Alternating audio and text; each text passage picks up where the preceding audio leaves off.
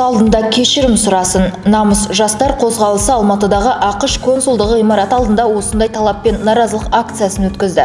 Бұған Нұр-Сұлтандағы ақш елшілігінде ЛГБТ жалауының ілінгені себеп болған. 17 мамыр күні Қазақстандағы ақш елшілігі халықаралық гомофобияға қарсы күнде елшілік ғимаратында ЛГБТ қауымдастығының жалауын ілген.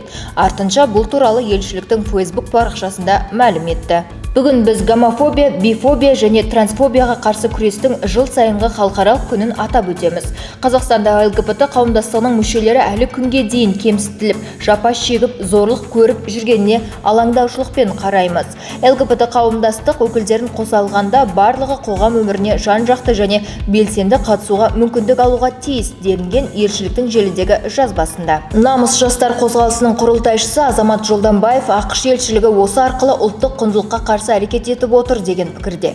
Неге қоғамның бір ғана қабылданбаған қоғамның бір ғана бөлігінің мүддесін қорғап, біздің сан ғасыр тарихы бар тұтас бір ұлттың қалауын неге таптап отыр? Мысалы, алдында да 8 наурыз күні феминизмді қолдаймыз, барлығын жасаймыз деді. Соңы осындай бисексуалдарды қолдау бойынша шаралар өткізіп кетті. Олардың да бір интервьюларын көрдім, барлығы қаржыландырылатын, барлығы шетелден.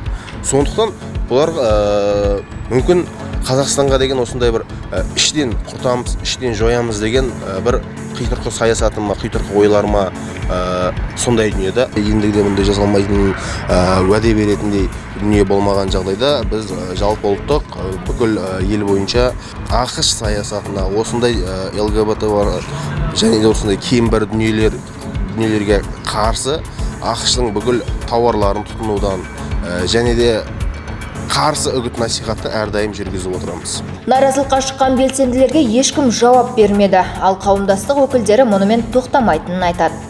Айзада Бидан, Али Алиш, Қамшы ТВ.